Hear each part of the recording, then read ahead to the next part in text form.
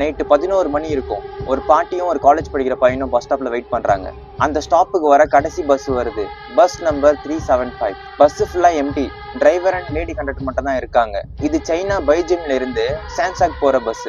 பாட்டியும் காலேஜ் படிக்கிற பையனும் பஸ்ல ஏறுறாங்க. பஸ் போயிட்டு இருக்கிறப்போ 3 பேரை கை மறிச்சு பஸ் உள்ள ஏறுறாங்க. அவங்க பார்க்கவே டிஃபரெண்டா இருக்காங்க ஃப்ரெண்ட்ஸ். பாட்டி பின்னாடி திரும்பி திரும்பி பார்த்திருக்காங்க. கொஞ்ச நேரம் கழிச்சு பாட்டி அலற சத்தம் கேட்டு பஸ் டிரைவரும் பஸ் கண்டக்டரும் என்ன ஆச்சுன்னு கேட்டாங்க. அப்ப பாட்டி, இந்த காலேஜ் படிக்கிற பையன் என்னோட பர்ஸை திருடிட்டான்னு சொல்றாங்க.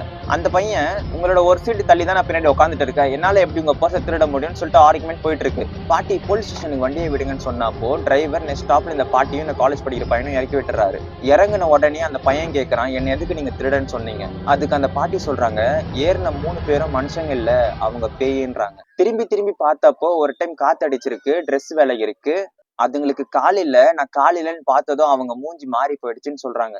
போலீஸ் ஸ்டேஷன் போய் கம்ப்ளைண்ட் பண்றாங்க, நாங்க ஏறின பஸ்ல 3 பேர் ஏறினாங்க, அவங்க ஹியூமன்ஸ் இல்ல, அவங்க பேய், நாங்க தப்பிச்சிட்டோம், போய் கண்டக்டரும் டிரைவரையும் காப்பாத்துங்க, பஸ் நம்பர் 375. போலீஸும் போய் தேட ஸ்டார்ட் பண்றாங்க, பஸ் கிடைக்கல. நெக்ஸ்ட் டே கால் வருது, பஸ் வந்து ஒரு ரிவர்ல ஃப்ளோட் ஆகிட்டு இருக்குன்னு.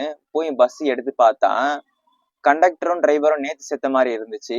அந்த 3 பேரும் செத்து 100 இயர்ஸ் ஆன மாதிரி இருந்துச்சு. இதுக்கு ஒரு அபிஷியல் எவிடன்ஸ் எதுவுமே இல்ல ஃப்ரெண்ட்ஸ். பட் நிறைய சைனீஸ் இதை நம்புற ஸ்டோரி. இது வந்து சைனீஸ் அர்பன் லெஜெண்ட் ஸ்டோரி. இது பேஸ் பண்ணி தமிழ்ல ஒரு படம் கூட எடுத்திருக்காங்க, டைரின்னு.